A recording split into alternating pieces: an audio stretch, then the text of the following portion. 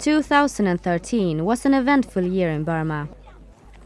The Lapadang copper mining project continued to draw controversy and protests.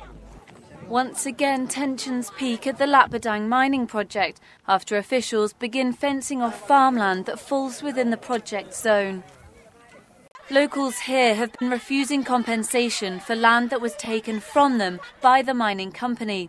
They say they want their land back. Many protesters were visibly distressed to see fences being built around their farm plots.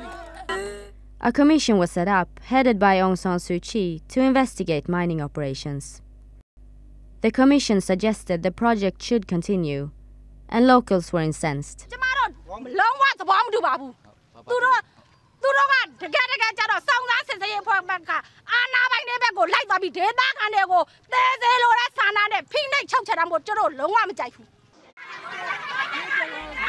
In March, Suu Kyi was met with rare public scorn when she visited Tone village near the copper mine to justify the findings to the villagers.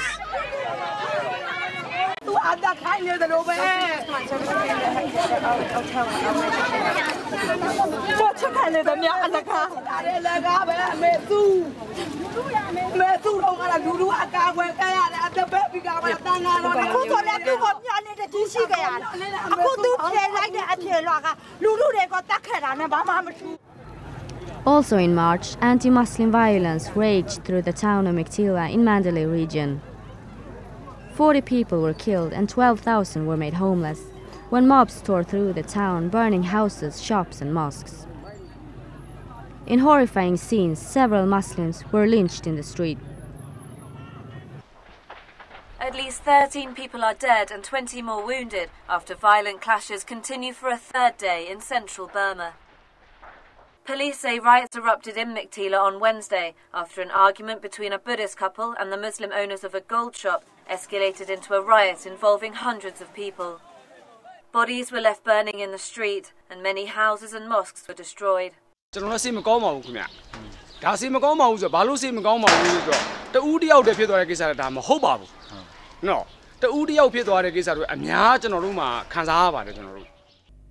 Anti-Muslim violence spread throughout Burma.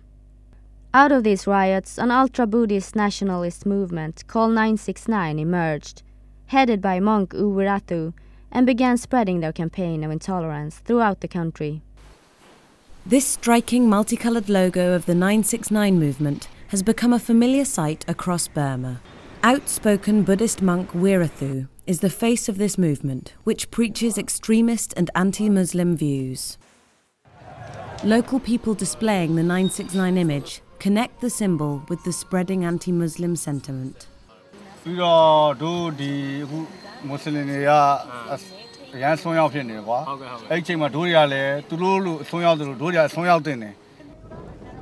Massive cyclone Mahasen lashed Arakan State in May, forcing tens of thousands of people to be evacuated from the coast. Later in the year, the United Nations urged Burma to grant citizenship to the beleaguered Rohingya community and to take action against perpetrators of the sectarian violence and human rights violations. But more hopeful and positive events also took place, such as the government allowing private daily newspapers to be published for the first time in decades. The state monopoly on the daily press in Myanmar has come to an end after nearly half a century. Publishers have long waited for this day when they can publish their own private daily newspapers without fear of imprisonment and torture. 4 private newspapers are already on the stands and another 12 are preparing to go daily. Many political prisoners were released throughout the year. More than 70 political prisoners were released yesterday during the latest presidential amnesty. It follows President Thein Sein's pledge last week to free all of Burma's prisoners of conscience by the end of the year. However, many others were arrested under the Peaceful Assembly Law. Historic peace talks between the government and the Kachin Independence Organization took place in Kachin states Ruili, Myitkyina and Lhaisa. After 3 days of talks in Kachin's capital Myitkyina, government representatives and the Kachin Independence Organization have reached an agreement. The two sides will work together towards a nationwide ceasefire agreement and to lay the foundations for a political dialogue. 2013 was a good year for business in Burma.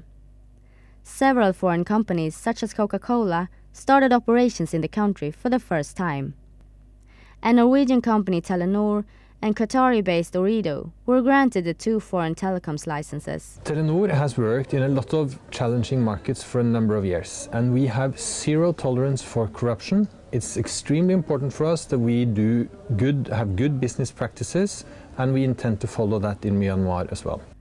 Then in October, a series of bombs exploded in Rangoon and central Burma, leaving 4 people dead and several injured.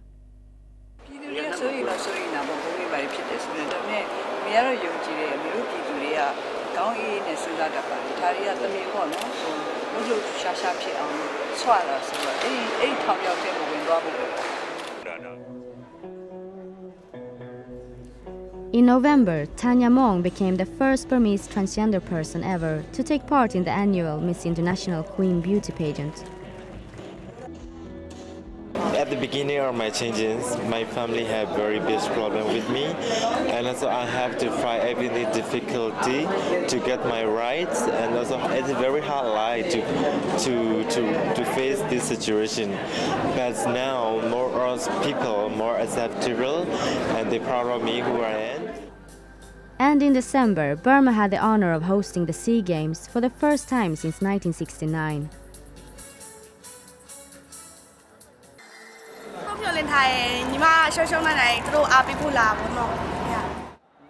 The country finished second in the medal tally with 86 golds. For Burma, the Games were more than just about sporting triumphs. The once pariah state proved to the world they could host an international event. The International Olympic Committee presented Burma with a trophy for successfully hosting the SEA Games for the first time in 44 years.